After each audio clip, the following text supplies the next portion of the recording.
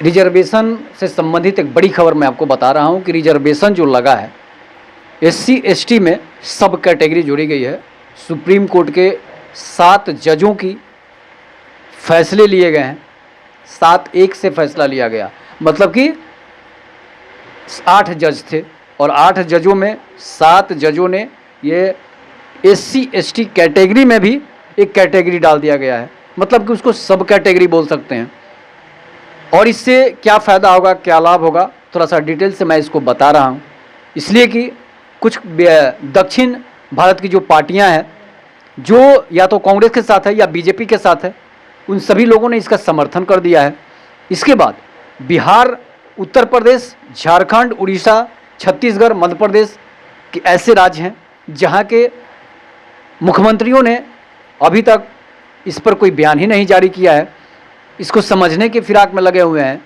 लेकिन 3 राज्य जो माने जाते हैं, उड़ीसा, झारखंड और छत्तीसगढ़, ये आदिवासी शासित क्षेत्र हैं। इन मुख्यमंत्रियों का भी कोई बयान नहीं जारी किया गया है।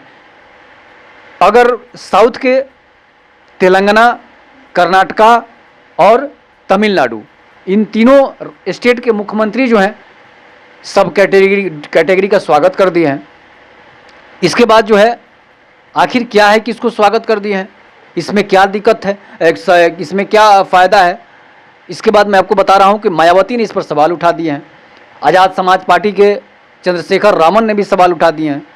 इसके बाद राष्ट्रीय जनता दल, राजद के तेजस्वी यादव भी इस पर सवाल उठा दिए हैं कि कैटेगरी में सब कैटेगरी की क्या ज़रूरत है। चंद्रशेखर रामन जो जिनको कहा जाता है, उन्होंने सवाल किया है कि जो जज फैसला देने वाले हैं वो किस जाति के हैं, इसके लिए लड़ रहे वकील किस जाति के हैं, आखिर इस पर ऐसा फैसला क्यों दिया गया है। इस पर विचारणीय जो बात है, इस पर विचार करके ही इसके लिए आंदोलन किया जाएगा। तेजस्वी यादव ने यहाँ तक कह दिया है। इसके बाद बीजेपी के समर्थक पार्टी जो है चिराग पासवान की लोक जनशक्ति पार्टी, उसकी नई नवेली सांसद साबिर चौधरी ने भी इसका विरोध कर दिया है कि कैटेगरी में सब कैटेगरी कोई ज़रूरत ही नहीं है, इसलिए कि आर्थिक रूप से, सामाजिक रूप से या राजनीतिक रूप से दलित जो हैं आज भी पिछड़े हुए हैं और उसके पिछड़ेपन का कोई दूसरा कोई फ़ायदा नहीं उठा सकता है। इसलिए कि उसको जो रिजर्वेशन दिया गया था एससी एसटी वर्ग को, उसमें जो है वो दलितों को, महादलितों को या फिर आदिवासियों को सामाजिक उत्पीड़न, आर्थिक उत्पीड़न, राजनीतिक उत्पीड़न को देखकर दिया गया था। लेकिन इस पर बीजेपी ने भी अपना मुंह नहीं खोला है। यहाँ तक कि दलितों के हितैषी जो खुद को अपने तथाकथित कहते हैं कांग्रेस, उसने भी इसका विरोध नहीं किया है। समाजवादी पार्टी जो दलितों के नेता माने जाते हैं अखिलेश यादव, उन्होंने भी इसका विरोध नहीं किया है। भाई आप क्या सोच रहे हैं? इसका मतलब है कि जातियों में बंटवारा, जातियों में जाति का बंटवारा आप लोग देखना चाहते हैं।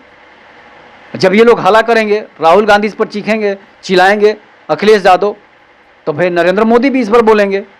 तो फिर इसका मतलब साफ है कि सुप्रीम कोर्ट के फैसले का भारत की लगभग 90% पार्टियां जो हैं, जातियां जो है, इसका समर्थन कर रही है। लेकिन इसका फ़ायदा क्या होगा, इसका नुकसान क्या होगा, मैं आपको बता रहा हूं कि जो पार्टियां समर्थन कर रही है वो इसलिए कर रही है कि आप साउथ में जाते हैं तो साउथ की राजस्थान तक ले लीजिए कि साउथ की कुछ ऐसी जातियां जो है एससी एसटी वर्ग में जो थी, एससी वर्ग में जो थी, वो संपन्न हो गई है। जैसे द्रविड़ है, मीना समाज है, एक कोठियार समाज है, वैसे बहुत सारी जातियां हैं जो वो संपन्न हो गई हैं और वही उसका लाभ उठा रही हैं।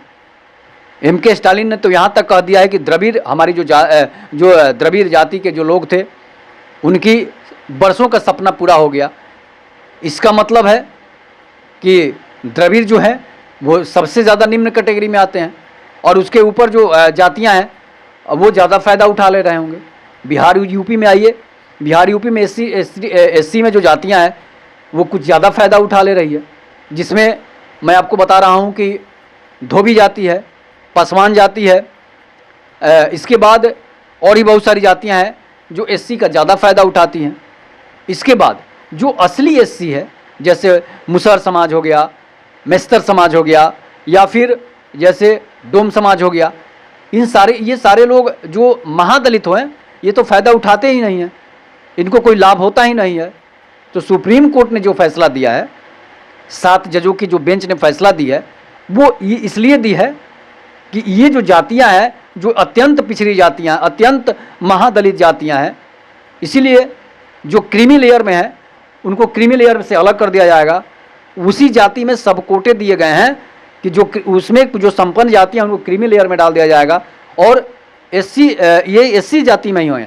लेकिन जो एक अत्यंत गरीब हैं, जो सड़कों पर खाना खाते हैं, जो सड़कों पर रोटी और सब्जी रख कर खाते हैं, जिनके घर प्लेट नहीं है, जिनको पहनने के लिए कपड़े नहीं हैं, जो मोबाइल जानते नहीं है कि मोबाइल क्या है, वैसे जातियों को सब कैटेगरी में डाला गया है कि उनको लाभ मिलेगा, स्पेशल उनको लाभ दिया जाएगा, जिससे वो जाति फायदा उठाएगी।